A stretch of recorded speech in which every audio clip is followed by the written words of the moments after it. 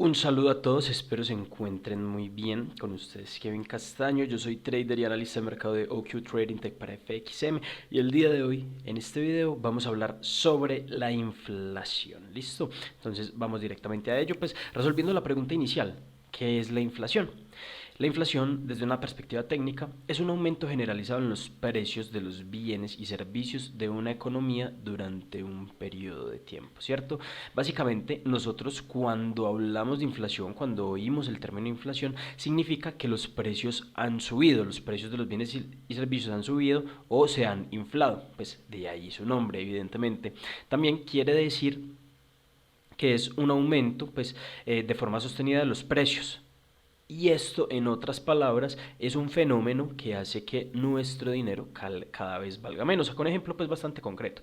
Digamos que en 1970 con $1000 nosotros pudimos haber hecho un mercado bastante amplio, ¿cierto? Agua, pan, frutas, verduras y demás. Acá con esos mismos $10, pero en el 2019 pues ese mercado no es tan amplio y eso es por efectos de la inflación, para que lo tengamos en cuenta. Ahora, ¿por qué es importante la inflación? Pues primero porque es un fenómeno que ocurre en casi todos los países, ¿cierto? De hecho, todos los bancos centrales de los diferentes países siempre tratan de que este país haya algo de inflación, pero algo controlado. De ahí que vengan las políticas monetarias, las restricciones y demás. La otra es que si no hubiera inflación los precios bajarían. Este fenómeno se le conoce como deflación, que es el temor de que, o es un temor constante que tienen los países en relación a que se puede ralentizar el consumo y el crecimiento económico. Y esto pues genera una espiral de deflación que trae terribles consecuencias para un país. Lo otro es que la inflación es uno de los aspectos más importantes en el estudio de la macroeconomía y en la política monetaria de los bancos centrales, ¿cierto? Cuando los bancos centrales van a definir qué hacer con la economía y con las políticas monetarias, pues entre todos esos indicadores macroeconómicos, uno de los más importantes a revisar es la inflación, junto con el Producto Interno Bruto y también con el empleo. Bueno, y otro aspecto importante es que los precios garantizan que los recursos se repartan de manera eficiente para alcanzar un equilibrio de mercado. Esto ya tiene que ver más con todo lo que tiene relación a la oferta y la demanda, a las compras y a que los precios estén regulados y así la gente pueda pues adquirir sus productos. ¿Listo? ¿Qué consecuencias trae la inflación? Pues la primera es que el alza de los precios ayuda a reducir el valor de las deudas. ¿Esto por qué?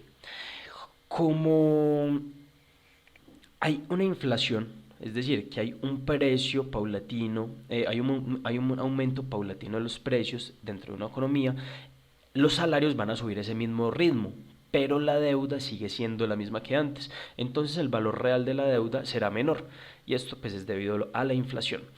Otra cosa es que la subida de los precios provoca que la gente prefiera consumir ahora en vez de hacerlo más adelante. Por lo mismo, porque si consumimos hoy va a ser más económico que esperar a que la inflación haga su efecto y pues evidentemente más adelante consumiríamos con precios más caros. Otro aspecto es que hay pérdida del poder adquisitivo, pues lo veíamos en la primera diapositiva, no podemos comprar con los mismos $10 lo que compramos hace 10 años que lo que podríamos comprar hoy. Y otro efecto es que disminuye el ahorro.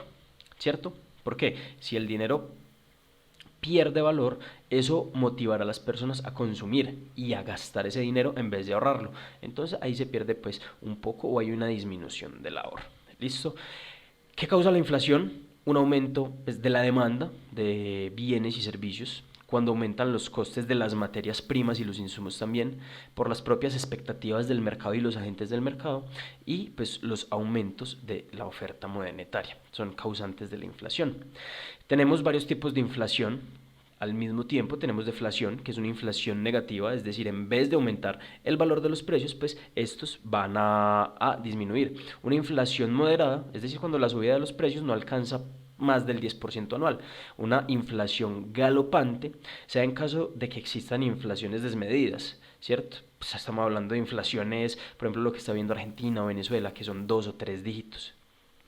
Tenemos hiperinflación, son aumentos que superan el 1000%, algunos países lo han vivido.